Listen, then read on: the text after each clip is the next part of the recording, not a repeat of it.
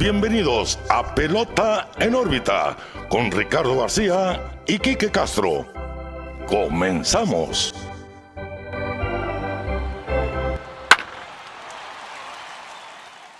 Hola, ¿qué tal amigos de Pelota en órbita? Los saluda como siempre Ricardo García. Estoy muy bien acompañado ahora pues en este formato de videollamada por la cuestión de la pandemia. Mi amigo Quique Castro, ¿qué onda, Quique? ¿Cómo andamos? ¿Qué tal, Ricardo? Muy bien. Pelota en órbita número 43.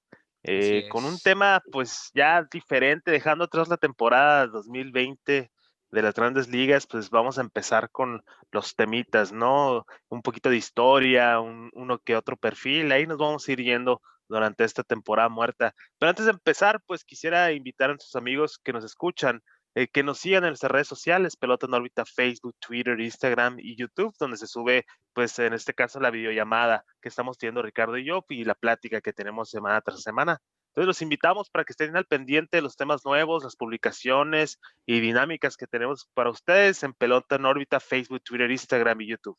Así es, en todos lados como Pelota en órbita, síganos, denos like, suscríbanse para interactuar con ustedes, que felices de la vida, nosotros lo hacemos. Este episodio, como todos los demás, el podcast de Pelota en órbita es presentado y traído a ustedes por Clínica Dental San Leo, el guardián de tu sonrisa aquí en Hermosillo, Sonora. Pueden agendar su cita desde el sitio web para cualquier inconveniente dental o cualquier mejora también. dentalsanleo.mx, síganlos en redes sociales también, Dental San Leo, el guardián de tu sonrisa, presentador oficial de Pelota en órbita. Y bien, Quique, decías tú que este episodio, pues empezamos a jugar un poquito aquí con el score. La temporada muerta realmente todavía no entra en vigor, no se ha calentado el mercado, no han habido contrataciones, siquiera cambios, rumores solamente, pero son rumores desde la canción. En fin, nosotros pues por lo mismo les traemos un episodio no lleno, plagado de datos para pantallar al suegro, que es algo que a nosotros nos encanta, ¿no? Que tengan para salir, nosotros les vamos a generar conversación, así que aprovechen este episodio de récords, unos más bizarros que otros, unos más increíbles que otros, eso es claro. Y a mí me gustaría, Kike, empezar con, yo creo, a mi criterio, el récord más difícil de romper de Grandes Ligas. La racha de Okay. 56 hits de Joe DiMaggio. Sí, sí, yo creo que está ahí en el top 5 de récords. No imposibles, porque sí es posible que se pueda romper, pero Ajá, pero muy difícil. sí. Sí, es que estamos hablando, son 56 juegos consecutivos conectando mínimo un hit. Mínimo un hit. Sabemos que en el deporte profesional, en todo el deporte profesional, lo más difícil que existe es batear. Y no lo digo yo, lo dicen los expertos, ¿no? Bueno, pues Joe DiMaggio en su momento también tenía una racha que romper, ¿no? Una marca que sobrepasar, que era la de Willie Killer, que poseía la marca de 44 juegos en total con un imparable. Esto en 1897, varios años antes, ni siquiera llegábamos al siglo XX en ese entonces. Pero DiMaggio, el 15 de mayo de la temporada de 1941, empezó lo que hasta el momento es historia pura, pues conectó el primer imparable de esa racha contra Eddie Smith de los Chicago White Sox.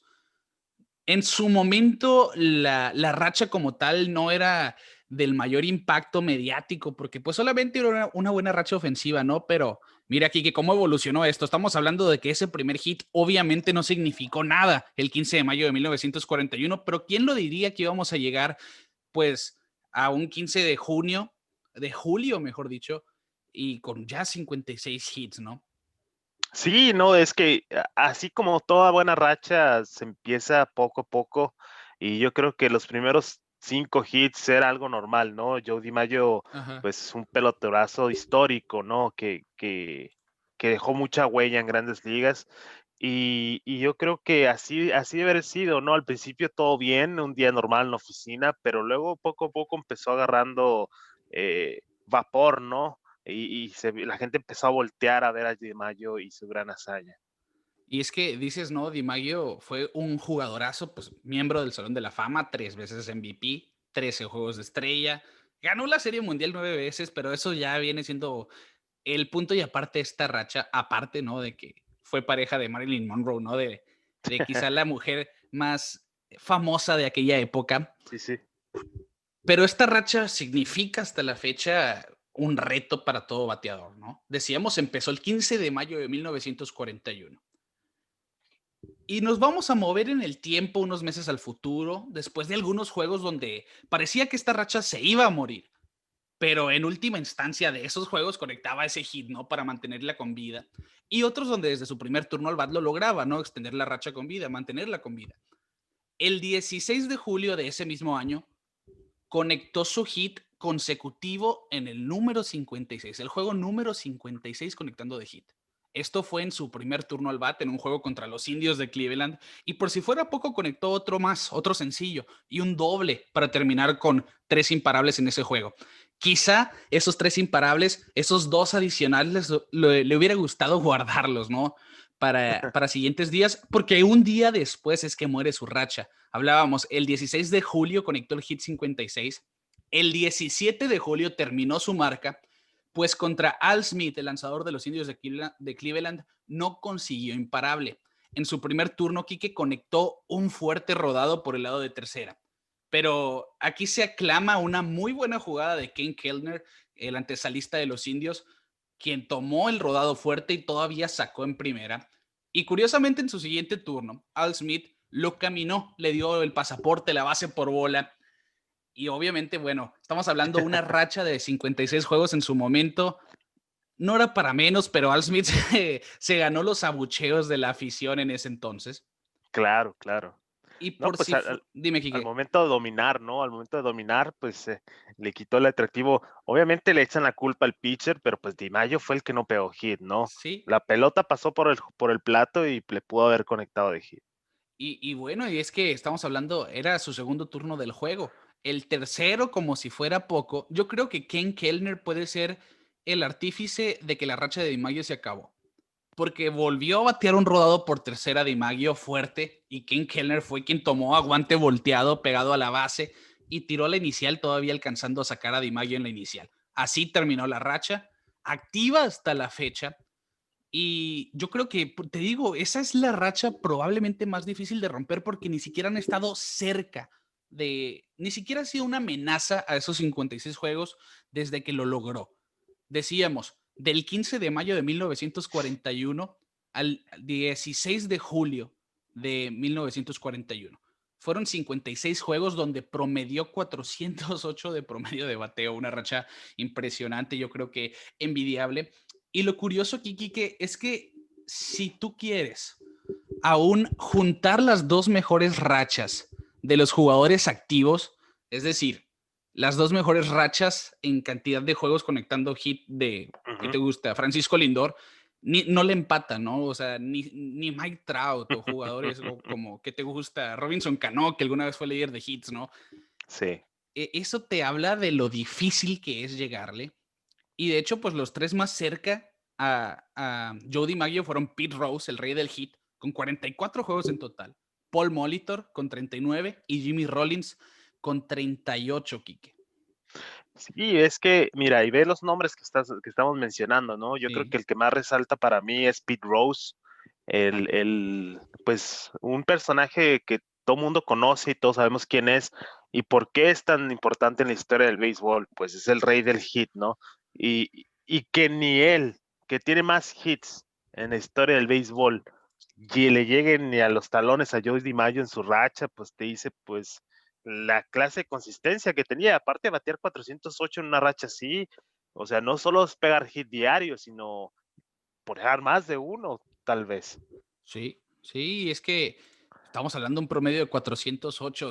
Mira, si fuera solamente un hit diario en en esos 56 juegos, pues pongamos que fue un promedio de 4 turnos al bat, pues fuera un promedio de 250, ¿no? Sí, sí, sí. Pero estamos hablando de un 408, hubieron muchos juegos multihit. Aquí tratamos de hacer un poquito. Es que yo creo que esa racha, si tú te metes a profundidad, podemos hablar de ella como tal, pero nosotros queremos traerle un especial con varios récords.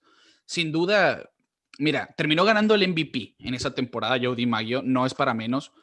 Y curiosamente no fue el champion bat, no fue quien lideró en promedio a pesar de haber bateado 357 en esa campaña. Pero conectó 30 cuadrangulares, impulsó 125 carreras Y pues está de más de decir que fueron casi 200 hits, 193 imparables, ¿no? Siendo 56 días donde conectó hit consecutivos. A mí lo que más me llama la atención, Kike, es que Joe DiMaggio no era primerizo en este asunto. No fue la primera vez que tuvo una racha de esta índole. Porque él empezó su carrera profesional en 1933, esto en las Focas de San Francisco Seals, de la Liga de la Costa del Pacífico, las ligas menores técnicamente, con una sucursal de los Yankees de Nueva York. En esa temporada tuvo hits en 61 juegos seguidos.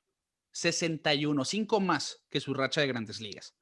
Y en ese entonces rompió la racha de la Liga de la Costa del Pacífico de 49 juegos, la que tenía Jack Ness. La racha hoy en día es la segunda más larga de la historia de las ligas menores del béisbol, porque Joe Wilhoit tiene 69 hits, 69 juegos con hit. Y mira, esa es la racha hasta hoy. Imagínate tener la racha de las ligas menores y después llegar a Grandes Ligas y hacerlo realidad, ¿no? En la gran carpa. Sí, sí, bueno, el nivel de ligas menores y el nivel de grandes ligas, pues sí es diferente, pero imagínate, ¿no? Sí. Ser el rey en las dos. Eso es algo asombroso, ¿no? Sería algo asombroso. Y sin duda lo es, decimos, bueno, yo creo hasta la fecha que ese es el récord que hasta el momento es intocable. No veo quién va a llegar hoy en día, siquiera, como decía, a amenazar, ¿no? Esa marca. Son Sí, sí. 56 juegos. Yo siento que esa es la racha más difícil de romper del béisbol. Ni siquiera la racha de los cuadrangulares de Barry Bonds, ni los robos de base de Ricky Henderson. Esa de los juegos consecutivos pegando hit.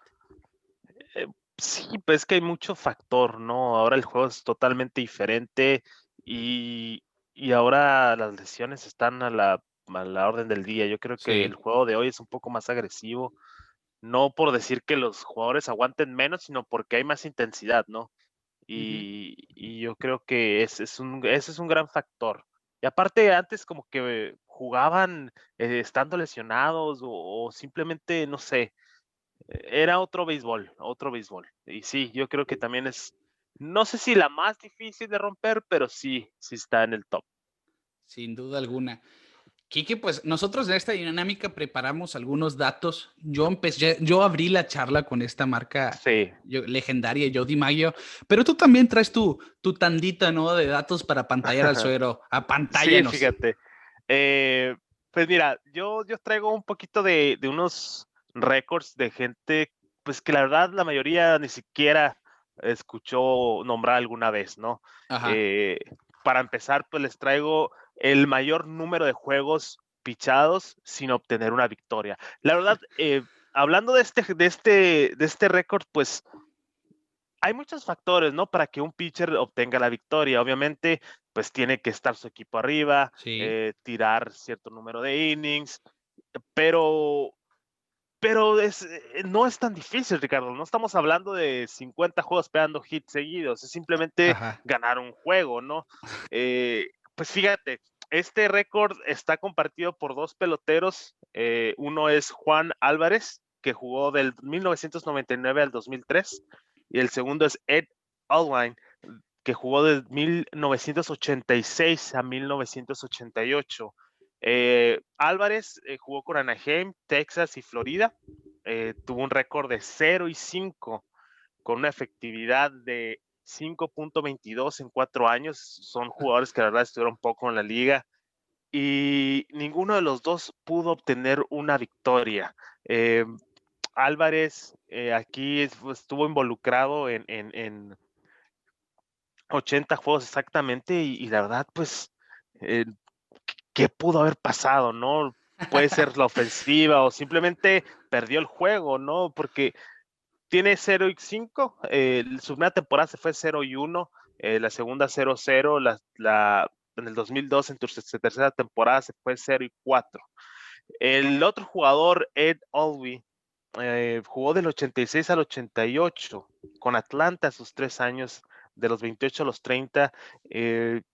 Tuvo una efectividad, pues la verdad, no tan mala de 4.52 y ninguno de los dos abrieron juegos, ¿no? Eran relevistas, que Sí. igual sí se puede hacer un poco más difícil, ¿no? Que no ganen un partido, pero pues en 80 apariciones Yo creo que es más mala suerte que otra cosa, ¿no? Y sobre Y todo el caso de Juan Álvarez, Quique, porque 80 juegos, todos como relevo, sí es cierto, pero 5 derrotas, ¿no? O sea, jamás estuvo al frente quizá o al momento, pues, que su equipo tomó la ventaja cuando él estaba en la loma, pues le terminaban sacando el juego o quizá el siguiente sí, sí, relevista, ¿no? Eso es mala suerte, yo así es lo mala veo. suerte totalmente, porque, bueno, Álvarez estuvo 4 años en la liga, desde el 99 al 2000 con Anaheim, se va 2 años, regresa el 2002 con Texas y Ujú. vuelve a jugar otro año con Florida. Entonces, sí había algún tipo de talento ahí, ¿no? Creo que los equipos, pues, estén contratando un pitcher que no tenga futuro, ¿no?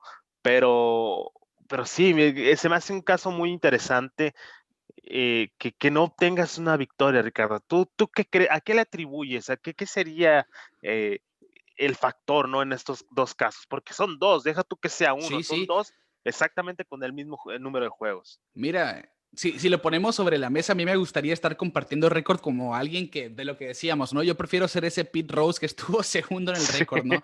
A ser, bueno, el pitcher con más apariciones sin tener una victoria. Y es que muchos factores, que como decíamos, entrar ya quizá con el juego perdido, obviamente pues es muy difícil que consigas la victoria cuando estás en desventaja, estás esperando una claro. remontada de tu equipo, o la otra pues entrar con el juego empatado y que simplemente no Ujú. se movió el score. Pero si consideramos los numeritos también, ¿no? De estos lanzadores, Juan Álvarez, decíamos 5.22 de efectividad en sus 4 años, fueron 80 las apariciones de relevo, realmente no fue un pitcher efectivo, por decirlo de alguna manera. Y el caso Sí, de Ed Olwain también, 4.52, un poco menos alta la efectividad, pero pero igual alta. está, para ser un relevista, estamos hablando de que por algo Sí, estuvieron 3 y 4 años respectivamente en Grandes Ligas. sí, sí, sí, totalmente. Y pienso, ese es un récord bizarro, ¿no? Imagínate, quizá fui malo en Grandes Ligas, pero bueno, mérito porque llegué a Grandes Ligas, pero Claro. ya tengo una marca, ¿no?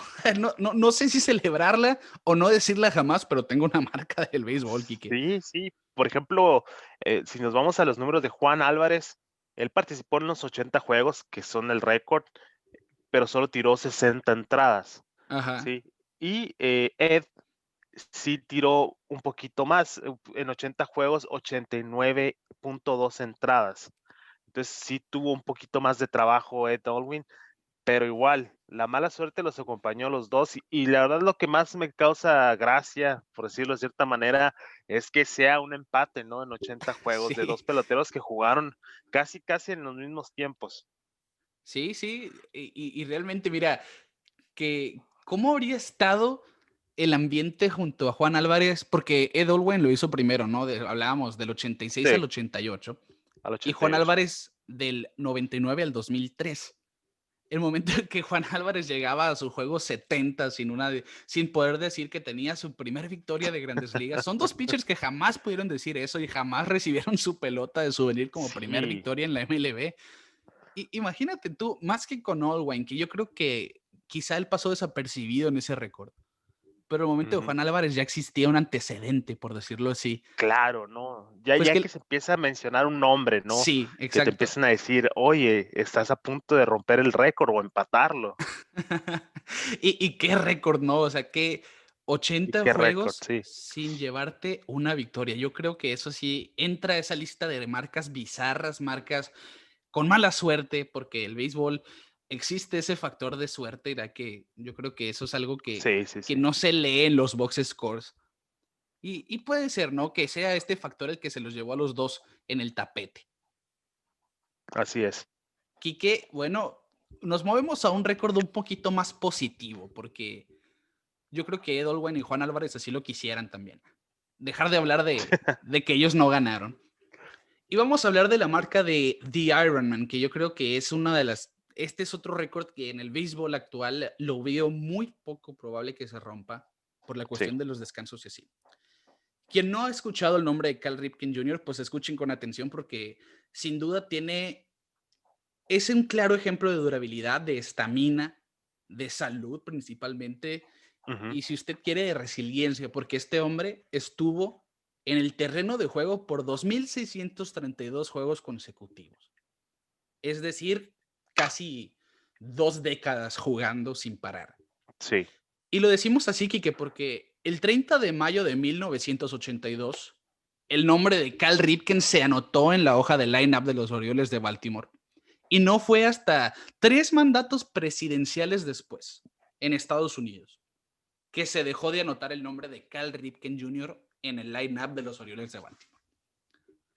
De hecho, esta racha, como todas las rachas, ya tenía un antecedente. Yo creo que Sí. no se hablaría de una racha si no hubiera pasado antes. Lou Gehrig, que es un jugador Salón de la Fama, legendario Yankee de Nueva York, tenía la racha de más juegos sin descanso. Fueron 2.130 juegos sin salir del partido, o más bien iniciando el juego. Pero eventualmente Ripken Jr. lo pasó, la increíble cantidad de 2.632 juegos. De hecho, Quique, decíamos, esto fue del 30 de mayo de 1982 hasta el 20 de septiembre de 1988. 1988. Yo tenía un año en ese entonces. Ujú. Pero hubieron algunos momentos en que se puso en duda esta racha, porque de hecho se habla de que el juego donde empezó esta racha fue una doble jornada, no jugó el primer día, pero pues no contó, ¿no? Obviamente empezó a contar el segundo juego. Y de hecho en el juego de estrellas decíamos de resiliencia, porque le rompieron la nariz en el juego de estrellas de 1996. El pitcher de los Chicago White Sox, Roberto Hernández, se resbaló y le terminó rompiendo la nariz a Cal Ripken. Ripken terminó jugando ese juego de estrellas y ya estaba 2 días después, ya que terminó el descanso del juego de estrellas, alineado en el lineup de los Orioles de Baltimore como si nada hubiera pasado. Quizá pues es más permisiva, ¿no? Una fractura de nariz, por más que duela, el mantenerte en el terreno de juego, pero yo pienso, ¿no? Un normal, un mortal, un simple mortal diría, oye, me duele mucho la nariz, yo creo que hoy me voy a tomar un Claro, me día libre, siento. ¿no? Decíamos una racha que empezó en 1982, en su momento Cal Ripken pues era, a decir verdad, un niño en 1982. Cal apenas estaba en su segunda temporada de Grandes Ligas, su primera completa de hecho fue su temporada de novato del año, y tenía 21 años, solamente 21 años, y decimos en el 98 ya tenía 37 años. Así que saquemos pluma del 82 al 98, Quique. Son 16 años sin dejar de jugar, técnicamente. Días más, días menos. Sí. Obviamente contemplando el calendario de 162 juegos de Grandes Ligas y le sumaron 2.632 encuentros. El 20 de septiembre pues terminó esta racha y sin advertencia alguna, ¿no? De hecho, si buscan la foto del line-up del 20 de septiembre de 1998 de los Orioles de Baltimore, pueden ver que está tachada. Está tachada la hoja de line-up porque Ripken principalmente sí estaba alineado y no, simplemente ya estaban eliminados los Orioles. Sí. Era el último día de la temporada de 1998 y Cal Ripken decidió tomar un descanso. Él dijo, hasta aquí, siento que merezco tomarme, ¿no? Un día libre. Y a pesar de que terminó la racha, jugó 3 años más. Terminó jugando hasta 2001 y Cal Ripken, pues hay que decirlo, Salón de la Fama, yo creo que de los mejores shortstops de la historia, tercera base también eventualmente, Salón de la Fama del 2007, Quique, y esta racha es simplemente el resumen de un legado de un jugador que, mira, hacía Claro, todo en el terreno de juego y por impresionante. estar en el terreno de juego. Sí, el hombre de las mil y un batting stances, ¿no? Sí. Que es algo que lo caracterizaba, que casi cada año salía con una manera diferente de pararse al plato. Porque pues es que él pensaba, ¿no? Como yo me sienta a gusto y como yo vea que le estoy pegando a la pelota, pues así me voy a parar, ¿no? Y lo hizo durante toda su carrera. Pero Ricardo, vamos a ponernos nuestros gorros de papel aluminio, porque existe, a pesar de la grandeza, ¿no? De esto, de este Cal Ripken, de su hazaña, existe una teoría que en 1997, en agosto, Ujú. el señor Ripken no iba a poder llegar al estadio de béisbol por Ok. consecuencia de que supuestamente encontró a su mujer en la cama con otro hombre y pues en el alboroto pues no iba a llegar Cal Ripken al juego y se rumora que es en ese día, no tengo exactamente la fecha, pero los Orioles fingieron un problema eléctrico en el estadio y no se pudo jugar el juego de ese día porque Cal Ripken no iba a llegar al juego y querían que siguiera su racha. Racha, ¿no? Entonces, aparte de apantallar al suegro, pues le tenemos un mitote también, ¿no? Una conspiración. Una conspiración. Ya sabes que a mí me gusta mucho dar Sí, ese sin duda. tipo Es de la marca de datos. la casa de Quique Castro. Pero fíjate, se me hace muy interesante, ¿no? Pero yo creo que, es más, aquí tengo la fecha exactamente, el 14 de agosto de 1997. Anunciaron los Orioles de Baltimore que pues a causas de un problema con las luces no se iba a poder jugar el encuentro de esa noche. Pero pues muchos dicen que eso fue una mentira para poder preservar la racha de Cal Ripken Jr. Mira, Quique, en resumen, se decía que se piensa, ¿no? Porque es una conspiración, Sí, se una piensa. teoría de conspiración más bien, que Cal Ripken sorprendió a su pareja con alguien más Exacto.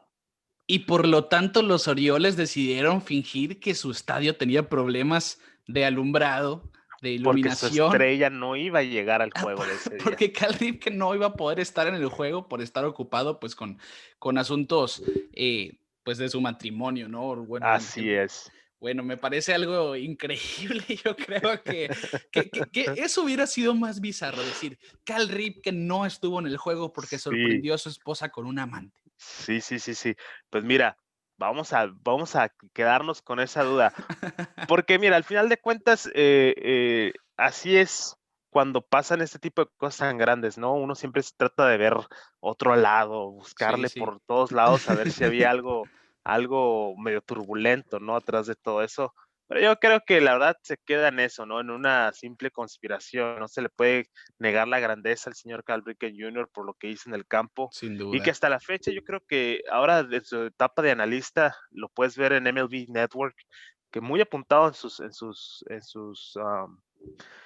en su manera de hablar, ¿no? En su manera de Ujú. analizar el juego y te habla de la manera de que la cabeza de béisbol que es ese señor.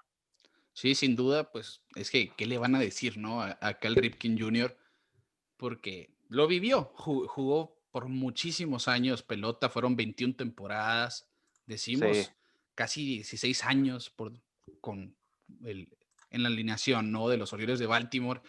Una ujú, racha que empezó en mayo y terminó en septiembre, impresionante simplemente. Empezó en mayo del 82 y terminó en septiembre del 98. Así que sí. lo repetimos. Y es una racha aquí que decimos también muy difícil de empatar, siquiera de amenazar. ¿Sabes que esa es la que se me hace más difícil a mí, Ricardo? Ujú. Más que la de los hits, La de Mayo.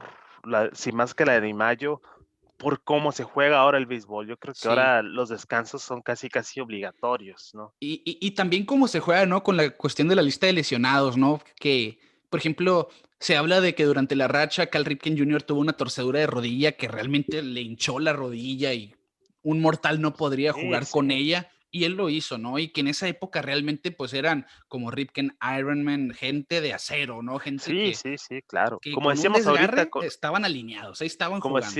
Como decíamos ahorita, pues antes jugaban con ese tipo de lesiones, Ujú. seguían jugando y pues ahora los cuidan más, como ya es una gran inversión para los dueños y Sí, para el sin equipo duda. en sí, ya no arriesgan tanto el físico los jugadores. Y estamos hablando que son temporadas de 162 juegos, sin descansos, Sí, que realmente llega a ser desgastante, ¿no?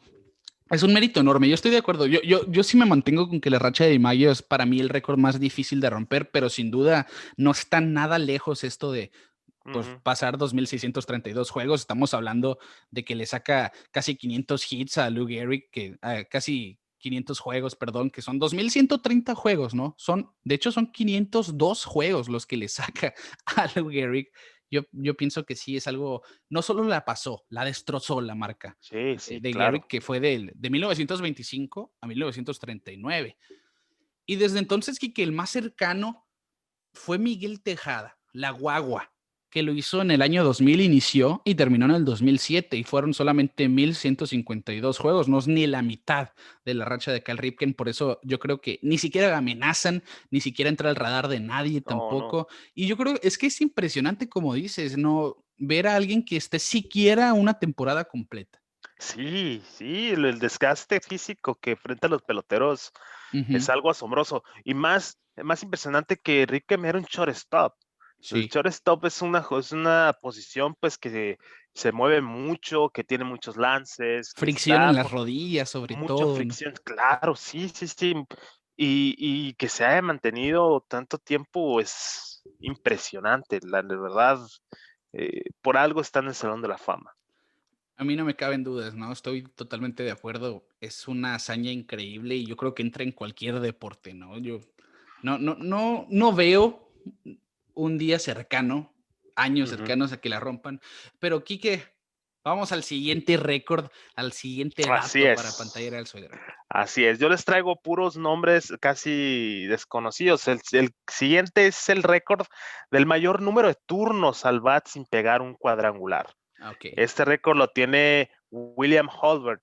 Él jugó de 1876 a 1888. Ujú. El récord es de 2,335 turnos sin pegar cuadrangular. Vamos a empezar el análisis de esto. También estamos hablando de la pelota de 1876, Sí, ¿no? sí. Eso, como decíamos, juegos totalmente diferentes. Yo creo que ni el Bambino todavía no estaba en la tierra cuando este señor empezó a Ajá. jugar pelota. Él debutó en 1976 con los Louisville Browns en 12 juegos. Tuvo 43 apariciones. Este también es otro dato importante de este récord, que, que no era un jugador de todos los días, ¿no? Jugó muy pocos juegos. En 12 años jugó 623 juegos con 2,396 apariciones al plato. En ninguna de ellas pegó cuadrangular. Tuvo, pues la verdad, un promedio de bateo bajo de 208, 144 impulsadas y 16 bases robadas. Entonces, no estamos hablando del mejor jugador, vaya, ¿no? Pero pues igual, en 12 años en la liga, pues es de respetarse, ¿no? Pero Sí, pues para darle un poquito de contraste y para poder dimensionar un poquito lo que significan 2,335 turnos y pegar cuadrangular. Albert Pujols, que todos conocemos, que es un próximo Salón de la Fama, en sus primeros 2,335 turnos al bat, conectó 150 home runs. Nomás para pantallar un poquito al suegro y que vean pues la comparativa, ¿no? De cómo un jugador que en toda su carrera tuvo 2,335 turnos no pudo ni sacarla, ¿no? Y Pujols en ese mismo tiempo al bat, 150 home runs. impresionante. Obviamente son polos totalmente opuestos, eso hay que decirlo, ¿no? Porque Sí, sí, sí. Albert Pujols tuvo uno de los mejores inicios en la historia del béisbol y se convirtió en sensación como rayo. De hecho, pues se convirtió en el mejor Ujú. jugador de la MLB en su momento. Pero volviendo al caso de William Holbert, estamos hablando, no tuvo home runs en 2,335 turnos. Esto, Quique, de 1876 a Así es. 1888, 12 años que entran en un periodo que yo creo que este es el detonante de esta situación, al que se le llama la era de la bola muerta, de The Dead Exactamente. Ball Era. La pelota no volaba en ese entonces.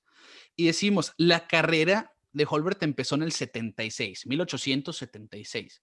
El campeón jonronero de 1876 fue George Hall y tuvo nomás 5. La siguiente temporada fue Leap Pike de Cincinnati, tuvo 4. Después Paul Hines tuvo 4. O sea, estamos hablando de que esos son home runs de un jugador de banca y quizá de un jugador que llegó en septiembre hoy en día. Sí, sí. Sí, no, yo creo que 5 o 4 home runs hasta un pitcher te los puede, bueno, ahora que no sabemos Sí, todavía si van a seguir bateando, pero hay pitchers que eso conectan durante una temporada completa. Pero pues volvemos al punto inicial del capítulo, ¿no? La diferencia en la pelota de antes y la pelota de ahora. claro. ¿Qué hace que este tipo de escenarios ya sean un poco imposibles, ¿no? Que un jugador dure 2,335 turnos sin pegar al bat. ¡Hey! eh, Bartolo Colón pegó cuadrangular. Exacto. Algo que todo mundo, y lo platicamos, ¿no? En su capítulo, los invitamos a que lo escuchen, el capítulo de Bartolo Colón. que fue un espectáculo impresionante, ¿no? Pero pues en los 1800, pues ya esa es la era de la bola muerta, como que dicen, ¿no? Por algo se separa el béisbol en dos partes importantes, la bola muerta Exactamente. y la bola, pues viva, por decirlo de cierta manera. Sí, y sobre todo en esa época, ¿no? Los años 1800 y tanto, ¿no? Que es cuando técnicamente iba empezando el béisbol y ya pues, por decirlo, organizado en esas épocas, precisamente en 1870, que es lo que estamos viendo, ¿no? Sí, Sí es algo impresionante, que no me cabe duda, porque ahora ves cada swing, ¿no? Que dices, ¿cómo la sacó, no? Parecía en defensa propia y terminó conectando un exacto, cuadrangular. exacto. Pues aquí el caso de William Holbert en sus 2.335 turnos jamás tuvo uno de esos swings suertudos. Y para poner en referencia, ¿no? El contraste, tú decías el caso de Albert Pujols, que en esa misma cantidad de turnos conectó 150 cuadrangulares impresionantemente. Pues algo muy difícil de hacer en un juego, yo creo una de las hazañas más difíciles para un bateador es 4 cuadrangulares en un juego. Solamente 17 han logrado esto, Quique. Sí, Imagínate, ¿no? Lo que no hizo William Holbert en 2.335, pues 17 jugadores lo lograron hacer en un mismo juego, pero en 4 ocasiones, para darle un poquito de mayor impacto, ¿no? A esta racha tan bizarra, a este récord tan seco de William Holbert. Y por sí. cierto, el último que lo logró, pues fue JD Martínez en 2017. Desde entonces, un bateador no conecta 4 cuadrangulares en un mismo encuentro. Una gran hazaña, ¿no? Pero pues aquí para nuestro amigo, pues no tuvo esa suerte. Pero mira, Ricardo, vamos a pasar a otro tipo de récords, ¿no? Ah, Yo creo que los últimos dos que traigo, pues son contrastes, ¿no? ujú. Vamos a empezar con el jugador con más edad en jugar en las grandes ligas. Este récord lo tiene Mini Miñoso. Jugó en 1949, del 51 al 64, 1976 y 1980. El cubano pues era jardinero, se retiró a los 38 años inicialmente con los Chicago White Sox. Él debutó en 1949 con los Indios de Cleveland. Después de retirarse a los 38 años, dijo, oye, pues siento que todavía traigo un poquito en la maleta, todavía tengo gas en el tanque, vamos a regresar, y lo logró en 1976, a los 50 años, igual con los Chicago White Sox, donde nomás tuvo aparición en 3 juegos, 8 turnos, un hit, y pues dice, pues bueno, ya se acabó la carrera, pero en 1980 dijo, vamos a intentarlo una vez más, ¿no? Y volvió a las grandes ligas en 1980 a sus 54 años de edad. Ahí tuvo aparición en 2 juegos, con 2 turnos al bat, casi nomás para cumplir el requisito, ¿no? De jugar. Eh, Y ya pues cuenta, ¿no? sí, ya cuenta, ¿no? Y el récord es de él, de Mini Miñoso, cubano. Imagínate, a los 38 años yo creo que es una edad promedio, ¿no? De jugadores que tienen una carrera larga y buena. Eh, Mini jugó 17 años en grandes ligas, la mayoría con los Chicago White Sox. Tuvo, pues la verdad, números respetables, 186 cuadrangulares, tuvo aparición en 1835 juegos y un porcentaje de bateo de 298. Entonces estamos hablando de un jugador que pues era bueno, ¿no? Sí. Aportaba al equipo. Yo creo que eso es la clave del por qué regresó. Tuvo una gran aparición en Juegos de Estrellas, estuvo en 7 Juegos de Estrellas, entonces era un gran jugador que pues quiso seguirle y hasta que el cuerpo le dio, ¿no? 54 años es de admirable, ¿no? Estar en grandes Sin ligas. duda. Y es que, Quique, ¿cuántos peloteros quisieran llegar a jugar a sus 38 años como el Sí, primer sí, sí, retiro de sí. Mini Miñoso? Y es que dices, fue un jugador que en el terreno de juego también fue muy durable, ¿no? Y él fue, yo creo que de los terrores en las almohadillas de su época, en los 50s y los 60s, y de hecho fue el líder en robos en 3 temporadas. Ujú. Decías, varios juegos de estrellas, guante de oro, y yo creo que ese resumen, ¿no? Ese currículum es lo que pues le dio a los equipos quizá pues las ganas de jalar el gatillo en el 76, los White Sox decir, Sí, sí, bueno, sí. regresa a unos 3 juegos para que participes con nosotros y otra vez 4 años después, a los 54 años, cuando la mayoría de las personas de esa edad son managers o coaches en el mundo del béisbol, pues él estaba jugando, te habla de que realmente es un mérito pues que llama la Sí, atención. Poniendo en contraste, totalmente. Quique, esto, Jamie Moyer, no sé si te acuerdas de él, que Claro. yo recuerdo mucho que me decía un tío, es el mismo, este es hijo del Jamie Moyer que lanzaba con los Chicago Cubs o con los Marineros de Seattle allá en los 90. Pues no, era el mismo Jamie Moyer que jugó 25 años en la liga. Y curiosamente, él es el pitcher más viejo, con mayor edad, por decirlo de manera más linda, en ganar un juego. Pues en el 2012, con los Rockies de Colorado, a los 49 años de edad, se llevó, de hecho, 2 victorias. A los 49 años de edad, cuando decimos la mayoría ya están retirados o la gran mayoría son Sí, sí, sí. coaches, managers o lo que tú quieras, ¿no?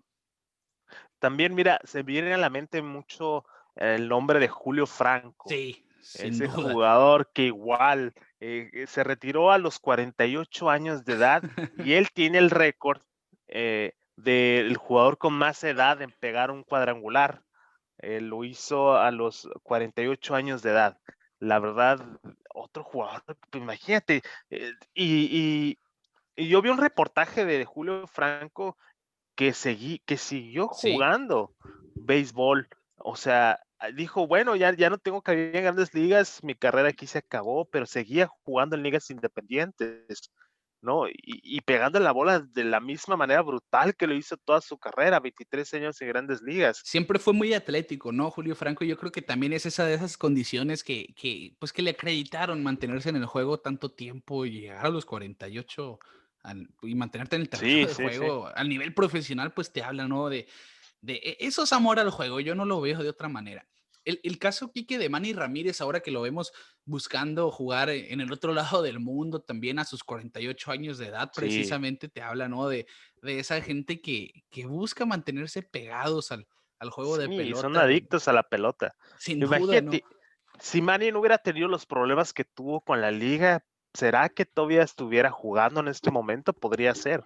Quizá, puede Porque ser porque, lo vimos en la liga japonesa que seguía pegando los palos que pegaba aquí.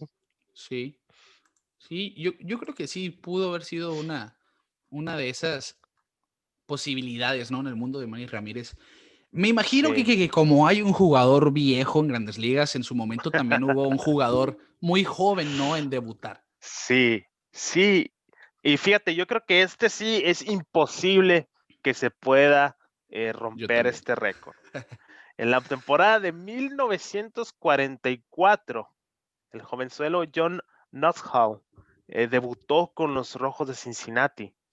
En ese tiempo, pues estaba la Segunda Guerra Mundial en su auge y pues la mayoría de los jugadores, la mayoría de los talentos estaban sirviendo a su país, ¿no? Sí. Estados Unidos yéndose a la guerra, pues como el buen Nussbaum, pues muy joven para enlistarse en el ejército, fue sacado de la preparatoria para jugar con los Rojos de Cincinnati. Imagínate, Ricardo, a los 15 años de edad. El El sueño de pobre, muchos. el sueño de bastantes, ¿no? Se dio 5 carreras el joven Nuxhall en su primera aparición en grandes ligas, otorgó 5 bases por bolas en menos de una entrada y lo sacaron. Su, su, su ERA de su debut, porque fue su única, entre el punto 2 entradas que tiró, fue lo único que tiró esa temporada, Ujú. con 67.50 de efectividad quedó en su primera temporada. Bueno, temporada entre comillas, ¿no? En su debut, Su vaya, aparición. su aparición. Pero lo que me gusta de esta historia, Ricardo, no es solo que, pues, la coincidencia de que un jovenzuelo de 15 años pueda llegar a grandes ligas, sino que Knoxville siguió su desarrollo como jugador y pudo regresar a grandes ligas. Ya a los 23 años, 1952, regresa con los mismos Rojos de Cincinnati a seguir su carrera, que la verdad esto es lo que más me gustó de esta historia, más que nada, Ujú. que no nomás fue una casualidad de un momento de un joven de 15 años que le dieron la oportunidad, como esa película de Novato del Año, ¿te acuerdas, Sí, Ricardo? sí, Que un niño está tirando en grandes ligas, hace cuenta el mismo caso, sí. pero él regresó. Lo más cercano, ¿no? A la ficción. Sí, lo más cercano a la ficción. Pero él regresó a jugar Grandes Ligas teniendo una carrera larga y de mucho éxito, con 2 apariciones en Juego de Estrellas. Jugó del 50, después de su debut en el 44, jugó del 52 al 66. En la mayoría de sus apariciones fueron con los Rojos de Cincinnati, y a pesar de que en su inning de debut tuvo 67.50 de efectividad, al final de su carrera pues terminó con un respetable 3.9 de efectividad. Mira, ese es un claro ejemplo de que el contexto que mencionabas, ¿no? La Segunda Guerra Mundial, que es algo que le pegó a todo el mundo, el béisbol, pues cuántos peloteros no se fueron a servir por su país, por su patria. El caso de Joe DiMaggio, precisamente, que platicábamos anteriormente, Ted Williams, por mencionar un par. Pues el caso de Joe Knoxville es que lo contrario, él se vio beneficiado, quizá muy verde, muy inmaduro, que es lo que se nota, pues a los 15 años Claro. no pudo pasar de una aparición en una temporada, pero se ve, ¿no? Que lo desarrollaron, apoyaron a que madurara como pelotero, porque terminó teniendo una carrera de 16 años decente o buena quizá, que eso te habla, ¿no? De la ventaja que tuvo Knoxville, la oportunidad que se le dio, y pienso yo eso de 15 años, debutar técnicamente siendo un niño, es algo que cuando debutó Bryce Harper, que tenía 19 años, pues se hablaba, ¿no? Wow, está debutando alguien con 19 años. El mismo caso de Vladimir Guerrero Jr. el año pasado, en el 2019, a los 20 años recién cumplidos en ese entonces. Ya es algo muy improbable, ¿no? Porque esa edad, para empezar, a los que firman, los firman a esa edad, ¿no? Entre los 15 y 16 años, cuando Para son empezar el internacionales. desarrollo, ¿no? Sí, para empezar su desarrollo, precisamente. Y a los que seleccionan en el draft, normalmente ya vienen de high school, ¿no? De preparatoria a los 18 años. Así que yo pienso que ya ver a alguien aquí de 15 años jugando en Grandes Ligas, como dices, Quique, es algo muy, pero muy improbable. Sin duda, No, una de esas y yo creo que marcas ya cabe especiales. en lo imposible, ¿no? Yo creo Sí. que, en primera, por las leyes laborales, no creo que dejen que un niño de 15 años esté haciendo esto, ¿no? Quizá. En estos tiempos. Quizá ahí sin duda entra el factor de la guerra, porque quizá estaba desesperado el equipo Los Rojos de Cincinnati, ¿no? Por llenar Sí, un puesto imagínate. en el roster. No sé la cantidad de posibilidades que había en ese entonces, pero sin duda, a los 15 años debutar, cuando muchos todavía estamos viendo el televisor, pues te dicen, ¿no? Algo muy improbable.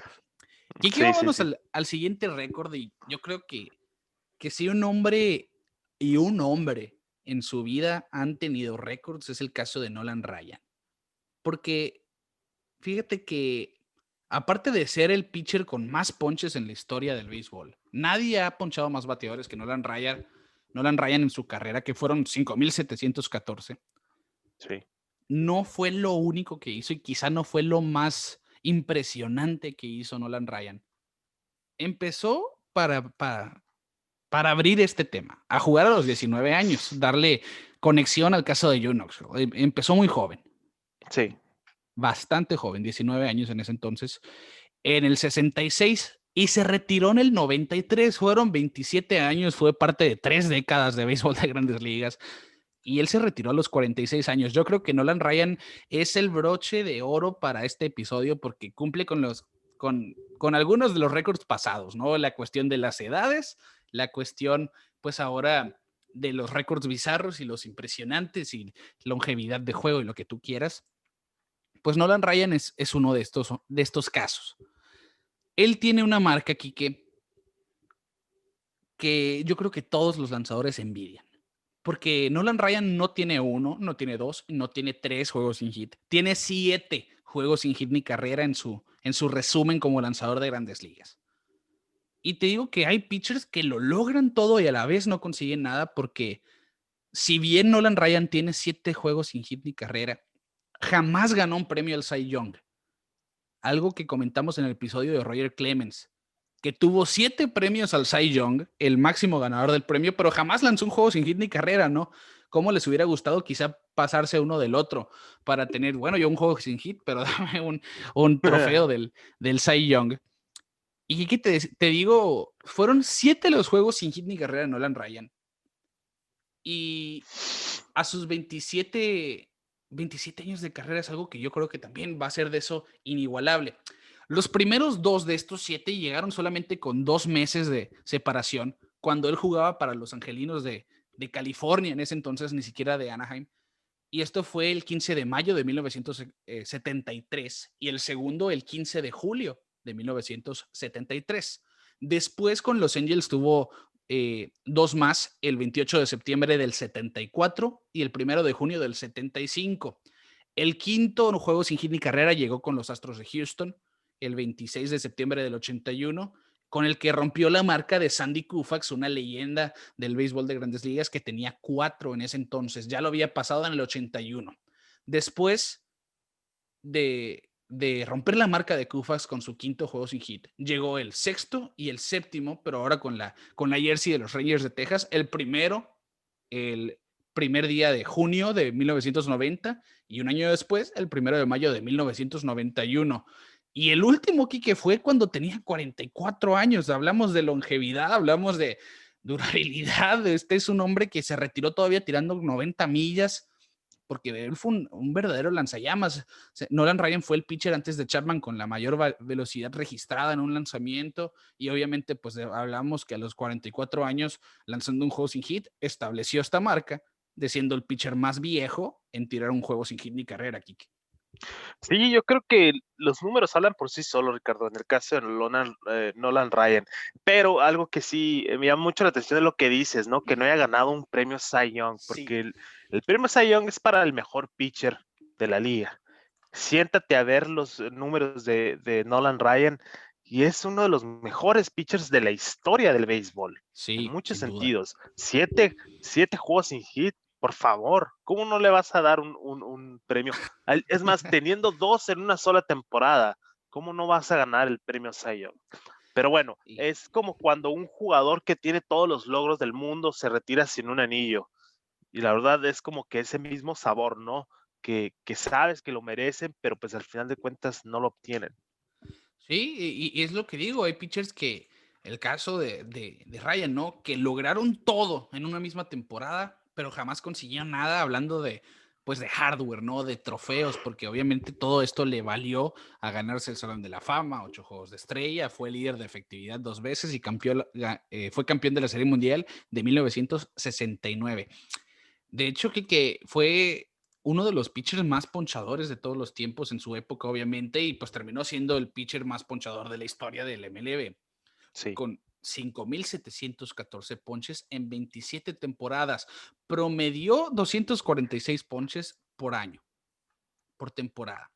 Lo curioso aquí, Quique, es que escoge un lanzador que va a iniciar su carrera. Va a tirar 22 años, va a tener una carrera larga. 22 años para un pitcher es una carrera larga. Lo de Ryan es algo de otro mundo. En esos 22 años va a ponchar mínimo o exactamente a 250 bateadores, mejor dicho. 250 ponches por año, y aún así Nolan Ryan va a tener más ponches que él. Eso es algo fuera de este mundo. Sí, sí. Sí, la verdad, Ryan, bendecido con un gran brazo. Ahora lo vemos con la epidemia del Tommy John, que pues ahora los lanzadores que tiran arriba de 90, pero al rato ya el brazo se les cae. Pero Ryan como si nada, y yo creo que hace poco yo vi una repetición de un juego en el que Ryan tiró la primera pichada y ya ves que muchos se paran enfrente del montículo para poder llegarla apenas al catcher que está en el plato. No, Ryan con sus años arriba se subió a la loma y tiró el picheo y se vio una recta tremenda que muchos envidiarían en estos tiempos. Yo digo que a sus 73 años todavía le da de rondar a las 70 millas fácil, Claro, porque claro. ya a esa edad mucha gente mayor de globito no la pasan. Yo creo que Ryan todavía la llega recta, home, sin duda alguna. Porque imagínate, muchos dicen que pues el pitcher se va venciendo el brazo y se va volviendo más habilidad que potencia, ¿no? Pero en el caso de Ryan se retiró tirando 90 millas todavía. Todavía tenía fuerza en el brazo. Imagínate, súmale eso a la experiencia como pitcher, pues es una combinación matadora. Sí, no me queda duda. Ryan, pues decíamos, 7 juegos sin hit ni carrera, que es algo que, mira, sin duda el juego sin hit, ahí entra el factor suerte, entra el dominio total del pitcher, el juego defensivo del equipo. Eso es una conexión de elementos perfecta para que se logre. Ninguno de esos 7 fue perfectos, hay que decirlo. Nolan Ryan no tiene un juego perfecto. No lo necesita, la verdad. No, está de más, eso queda claro, Sí, estuvo de más. El caso de Sandy Koufax sí tuvo juego perfecto con los Dodgers. Y aparte de Nolan Ryan, Quique, solamente Sandy Koufax precisamente, que tiró 4, Cy Young, que tiró 3, Bob Feller con 3, Larry Corcoran con 3, Justin Verlander con 3, son los únicos que han lanzado más de 2 juegos sin hit ni carrera en su vida como peloteros. Y precisamente Larry Corcoran fue el primero en lanzar un segundo juego sin hit ni carrera. Esto lo hizo en 1982. Y en 1884 se volvió el primer pitcher también en lanzar un tercero. Él fue el primero en tener pues 3 juegos sin hit ni carrera en su vida. El pitcher que tiene la mejor cantidad, la más corta de diferencia entre juegos sin hit ni carrera es Johnny Vandermeer de los Rojos de Cincinnati. Tuvo 2 salidas consecutivas lanzando juegos sin hit ni carrera. Yo creo que esta es una de esas también hazañas increíbles. Lo hizo en 1938 con los Rojos de Cincinnati. Y bueno, Quique, el simple hecho de lanzar 2 juegos sin hit en una temporada ya es increíble. Ahora en 2 salidas consecutivas te habla de algo legendario.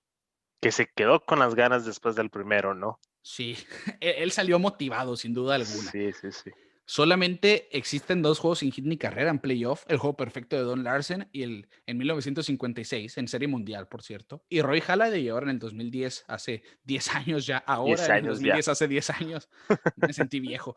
Que mira, Roy Halladay en esa temporada lanzó juegos sin hit en la temporada regular contra los Marlins y después en la postemporada y fue el Cy Young, y ahí te habla, ¿no? De cómo un juego sin hit te está hablando de que el pitcher está teniendo realmente una temporada dominante. Nolan Ryan pues lo hizo por 27 temporadas y no se llevó ese premio. Yo creo que esto entra en los datos bizarros de este episodio. Nolan Ryan, a pesar de hacerlo todo sobre la loma, jamás fue premiado por ello durante sus tiempos de juego. Obviamente ya un salón de la fama claramente vale más que un premio al Cy Young, Quique. Así es. Sí, mira, es que ya sería redundante, ¿no? Porque imagínate, Cy Young está mencionado entre los nombres. Sí. El señor al cual le pusieron ese nombre, ese nombre a ese premio, ¿no? Que conmemora al mejor pitcher de la liga y que a Ryan no le hayan dado ni uno. Ay, pues bueno. Pero pues él con su plaquita de Cooperstown yo creo que está conforme, ¿no? Y con sus acciones con los equipos, ¿no? De Grandes Ligas también. Claro. Y yo pienso que hay cosas que valen un poquito más que esa placa de Cy Young. Pero bueno, Quique, ahí les dejamos una compilación de datos para empantallar al suegro, unos más bizarros que otros, unos más difíciles que otros. Son récords a final de cuenta, para bien o para mal. Y de esta manera, Quique, nos vamos a despedir de este episodio patrocinado por Clínica Dental San Leo, el guardián de tu sonrisa. Hagan su cita por el sitio web dentalsanleo.mx, aquí en Hermosillo, Sonora. Y los invitamos, Quique, a las redes sociales. Así es, Pelota en órbita, Facebook, Twitter, Instagram y YouTube.